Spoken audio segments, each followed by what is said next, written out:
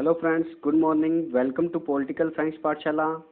दोस्तों, हम अभी तक राजनीतिक विचारक अरस्तु, Plato, Machiavelli, Hobbes, Locke, Rousseau व बेंथम कर चुके हैं। इनके वीडियो हमारे प्लेलिस्ट में हैं, वहां जाकर आप सभी वीडियो देख सकते हैं। आज हम राजनीतिक विचारक जे.एच. मिल भाग 2 के इम्पोर्टेंट क्वेश्चन करेंगे, जो आपके एग्जाम आरपीएससी, DSSB नेट के लिए इम्पोर्टेंट है। वीडियो को अंत तक देखें। प्यारे साथियों, आप सभी के लिए एक इम्पोर्टेंट इन्फॉर्मेशन भी है।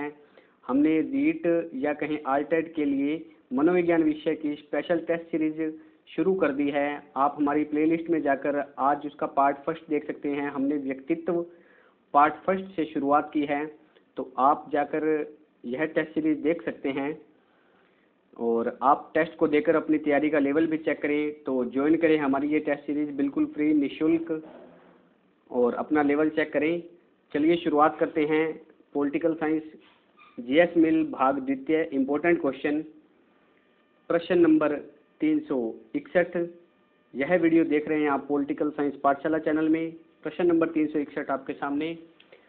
खाने में कपड़े के बाद स्वतंत्रता मानव प्रकृति की आवश्यकता है, यह कथन किसका है? टेलर, मील, बेंथम या फिर अरस्तु? बताइए 361 नंबर प्रश्न का सही जवाब क्या होगा? टेलर, मील, बेंथम, अरस्तु। इस प्रश्न का सही जवाब है बी, बेंथम। अगले प्रश्न की तरफ चलते हैं। प्रश्न नंबर 362। इनमें से मील से संबंधित कौन सा कथन नहीं है? कोई भी व्यक्ति सत्य के ज्ञान का दावा नहीं कर सकता। विचारों का गला घोटना समाज को किसी महान विचार से वंचित करना है। सत्य एक पक्षीय होता है। सत्य का ज्ञान विचार विमर्श व विरोधी विचारों की टकराहट से ही होता है। तो देखिए इस प्रश्न का सही जवाब क्या है। बहुत अच्छा क्वेश्चन है, इंपॉर्टेंट प्रश्न है। प्रश्न नंबर 362। इस प्रश्न का सही जवाब है सी, सत्य एक पक्षीय होता है। यह कथन सही नहीं है, अर्थात तीनों कथन ए, ब और द ये तीनों सही हैं। कोई भी व्यक्ति सत्य के ज्ञान का दावा नहीं कर सकता। विचारों का गला घोटना समाज को किसी महान विचार से वंचित करना है। सत्य का ज्ञान विचार विमर्श व विरोधी विचारों की टकराहट से ही होता है। थर्ड ऑप्शन जो है ये गलत है। सत्य एक पक्षीय होता है, जबकि मील कहता है सत्य बहुपक्षीय होता है। विरोधी विचारों में भी सत्य का कुछ अंश जरूर होता है। अगर हमने उस विरोधी विचार को दबा दिया तो सत्य का वह अंश दब जाएगा। तो इस प्रश्न से आपको इतनी जानकारी मिलती है, इतने फैक्ट्स आपको ध्यान में रखने हैं। अगले प्रश्न की तरफ चलते हैं। प्रश्न नंबर 363। जे.एच. मिल प्रतिनिधि सरकार के कितने गुण बताता है? बहुत अच्छा प्रश्न है, इंपॉर्टेंट प्रश्न है। 4, 3, 2 या फिर 1? कितने गुण बताता है प्रतिनिधि सरकार के?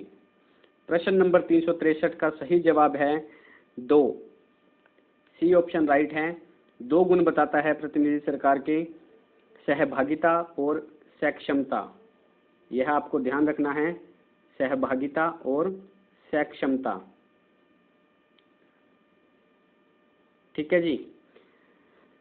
तो जे.एच. मिल के अनुसार प्रतिनिधि सरकार सहभागिता व सक्षमता सिद्धांत पर आधारित होती है। ऐसा प्रश्न भी एग्जाम में पूछा जा सकता है आपसे कि प्रतिनिधि सरकार किस सिद्धांत पर कार्य करती है? तो सहभागिता व सक्षमता सिद्धांत पर यह आधारित है। अगले प्रश्न की तरफ चलते हैं। प्रश्न नंबर 364। सही कथन का चयन करना है। मिल के अनुसार सुख 2 प्रकार के होते हैं। दूसरा कथन है भौतिक सुख नैतिक सुख से उच्चतम है। तो बताइए इसमें से कौन सा जवाब सही होगा? 1 सही, 1 व 2 सही, केवल 2 सही, 1 गलत, 2 सही? प्रश्न नंबर 364 का सही जवाब बताइए क्या होगा? इस प्रश्न का सही जवाब है ए, केवल 1 ही। पहला कथन जो है वह सही है। मिल के अनुसार सुख 2 प्रकार के होते हैं। अगले प्रश्न की तरफ चलते हैं। प्रश्न नंबर 365। मिल ने प्रजातंत्र का पक्ष क्यों लिया? बहुत अच्छा प्रश्न है, इंपॉर्टेंट प्रश्न है। इसको आप आज का स्टार प्रश्न कह सकते हैं। मनुष्य के स्वभाव के कारण, मनुष्य की दशा के कारण, मनुष्य की दशा व स्वभाव दोनों के कारण, इनमें से कोई नहीं। 365 नंबर प्रश्न का सही जवाब बताएं क्या होगा? इसका सही जवाब है स, मनुष्य की दशा व स्वभाव दोनों के कारण प्रजातंत्र का पक्ष लिया।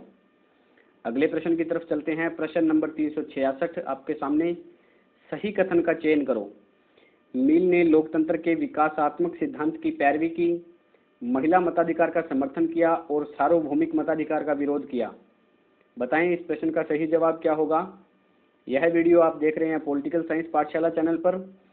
रीट या आरटेट से संबंधित स्टूडेंट भी हमारी प्लेलिस्ट में जाकर टेस्ट सीरीज ज्वाइन करें।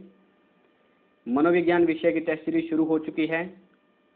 इस प्रश्न का सही जवाब बताएं क्या होगा। इस प्रश्न का सही जवाब है स 1 व 2 सही है।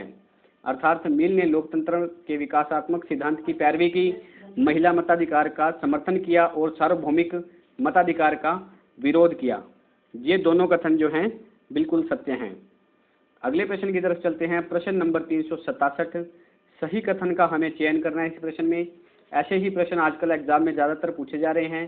जेएस मिल के लिए इच्छा शक्ति राज्य सहित सभी संस्थाओं का आधार है, यह पहला कथन है।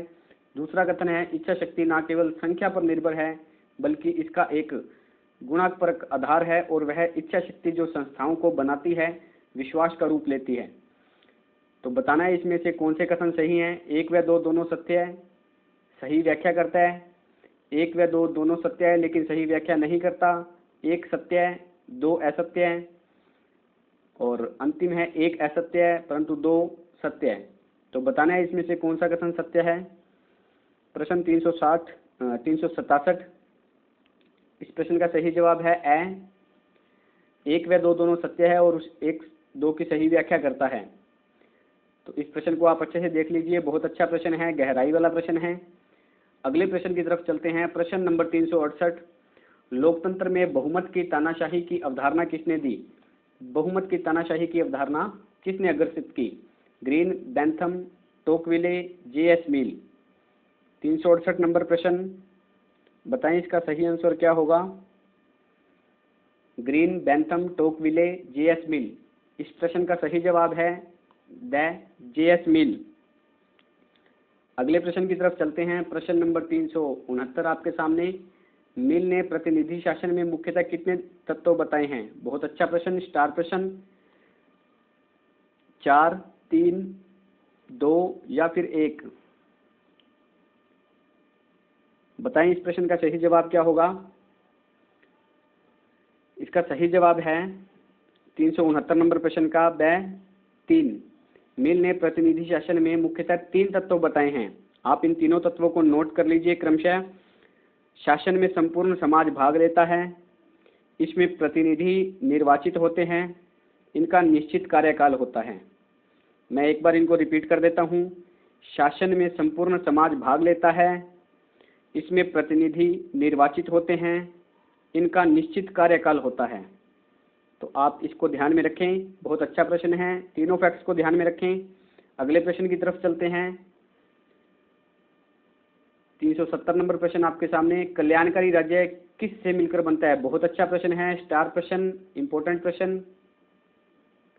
समाजवाद और पूंजीवाद, पूंजीवाद और उदारवाद, उदारवाद और निजीकरण, डी समाजवाद और उदारवाद। 370 नंबर प्रश्न का सही जवाब बताएं क्या होगा।